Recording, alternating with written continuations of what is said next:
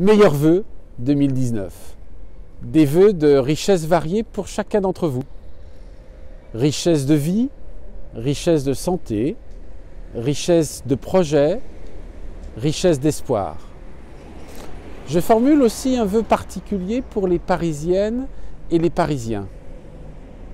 Que la transformation de la ville de Paris en ville du tiers-monde, opérée par Madame Hidalgo et ses équipes, cesse. Cette ville est la ville de France où les plus modestes souffrent le plus. Les arrondissements du Nord, comme ceux de l'Est, ont été abandonnés à la saleté, au vandalisme des infrastructures, alors que la propreté et l'ordre sont le premier respect dû aux plus fragiles.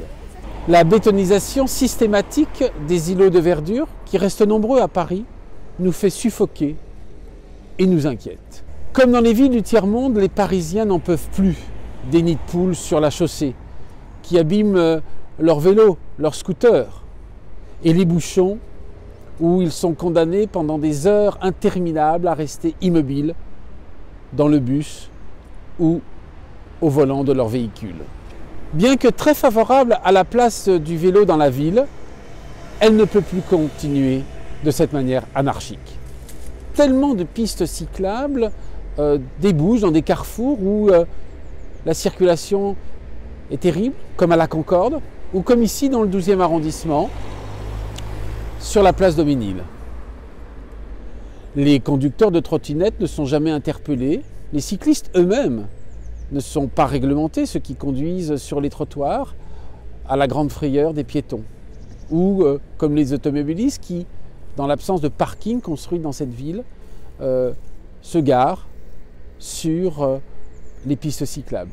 Bref, c'est le chaos. L'échec de la gestion de cette ville entraîne un désordre permanent. Mais regardons plutôt l'avenir. 2019 est l'année où notre famille politique s'organise pour la reconquête de 2020. Nous bâtissons un projet où le logement, la sécurité, la respiration, le partage équitable de la voirie entre les piétons, les cyclistes, les automobilistes sont au cœur de notre projet. Nous souhaitons que les citoyens de l'Est de Paris et ceux du Nord soient enfin considérés, qu'ils puissent jouir d'infrastructures renouvelées, qu'ils puissent ne plus être bétonnés et enfin respirer pour un quotidien plus apaisé. Chères Parisiennes, chers Parisiens, entendez-moi, nous sommes fortement engagés pour l'alternance de 2020, celle que vous attendez depuis maintenant 20 ans.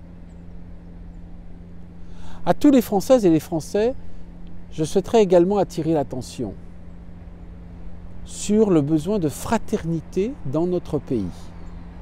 Le cri des Français les plus modestes ne doit pas seulement être entendu, mais il doit nous amener à changer notre regard sur cet ultralibéralisme et cette mondialisation sans protection de l'État.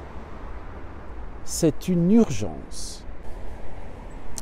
C'est ici, devant la mairie du 12e arrondissement, qui symbolise la reconquête de l'Est à Paris, que je souhaite vous renouveler mes vœux les plus chaleureux de bonheur pour 2019. À très bientôt.